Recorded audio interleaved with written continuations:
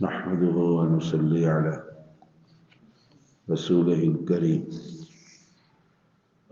سلمہ بن اکوع رضی اللہ تعالیٰ عنہ بیان کرتے ہیں رسول اللہ صلی اللہ علیہ وسلم مغرب کی نماز اس وقت پڑھتے جب سورج غروب ہو جاتا اور پس پردہ چلا جاتا۔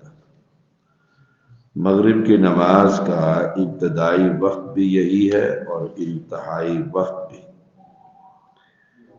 نماز اول وقت ہی میں پڑھنا افضل ہے۔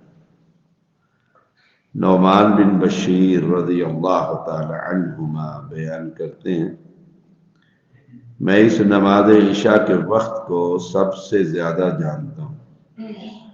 رسول اللہ صلی اللہ علیہ وسلم اسے تیسری رات کے چاند کے غروب کے وقت پڑھا کرتے ہیں۔ عشاء کے وقت کا آغاز بالاتفاق شفق سرخی کے غروب ہونے پر ہو جاتا ہے، لیکن نبی اکرم صلی اللہ علیہ وسلم اسے ہمیشہ ایک وقت پر نہیں پڑھتے تھے۔ تیسری رات کا چاند بھی ہمیشہ ایک ہی وقت پر غروب نہیں ہوتا، موسم بدلنے کے ساتھ ساتھ یہ بھی بدلتا رہتا ہے۔ علامہ احمد محمد شاکر رحمہ اللہ بیان کرتے ہیں جنہوں نے قاہرہ کے دو مختلف سالوں کے 12 مہینوں کے 2 چارٹ بنائے، جن سے معلوم ہوتا ہے کہ تیسری رات کا چاند کم از کم 1.25 گھنٹہ اور زیادہ سے زیادہ 3 گھنٹے چند منٹ پر غروب ہوتا ہے، بلکہ مختلف سالوں کے ایک ہی ماہ میں فرق پڑ جاتا ہے۔ مثلا 1345 ہجری کے اگست میں تیسری رات کا چاند 1 گھنٹہ 25 منٹ پر غروب ہوا اور 1356 ہجری کے اگست میں 1 گھنٹہ 39 منٹ پر غروب ہوا۔ 1345 ہجری کے جولائی میں 1 گھنٹہ 57 منٹ پر اور 1356 کے جولائی میں 1 گھنٹہ 42 منٹ پر۔ اس غروب پر موسموں کی طرح مختلف ملکوں میں بھی کمی بیشی ہے، اس لیے اس حدیث سے یہ بات ثابت نہیں ہوتی کہ نبی اکرم صلی اللہ علیہ وسلم ہمیشہ عشاء ایک ہی وقت پر پڑھتے تھے۔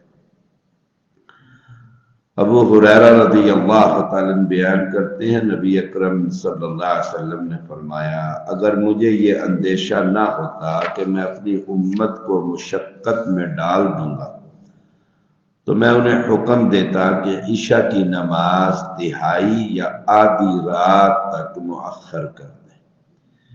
عشاء کی نماز کو کم از کم تہائی رات تک اور زیادہ سے زیادہ آدھی رات تک مؤخر کرنا افضل ہے۔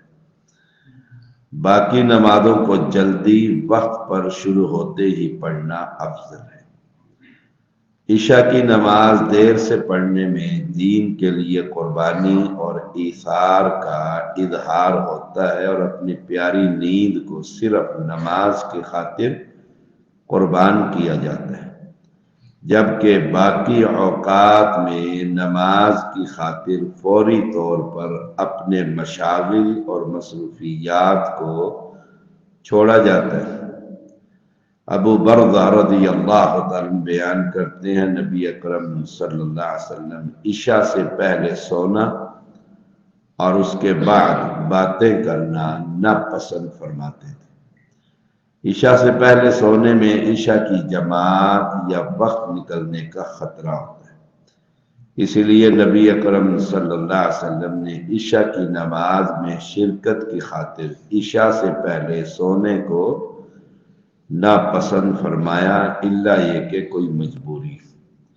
اسی طرح عشاء کے بعد ایسی گفتگو جو نیند کو ختم کرنے کا باعث بن سکتی ہو یا ایسی لمبی گفتگو جس کے سبب تہجد یا صبح کی نماز رہ جانے کا خطرہ ہو جائز نہیں، سوائے اس کے کہ کوئی خاص اہم دینی یا دنیاوی معاملہ۔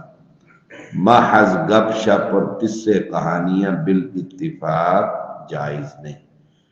اور موجودہ دور کی آفات ٹی وی، موبائل، کیبل اور انٹرنیٹ کا غلط استعمال سب کے سب اسی ممانعت کے زمرے میں آتے ہیں۔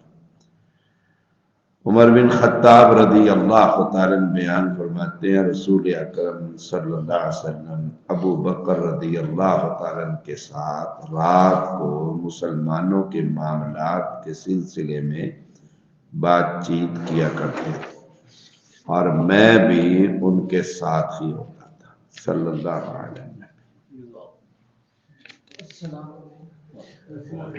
وعلیکم السلام۔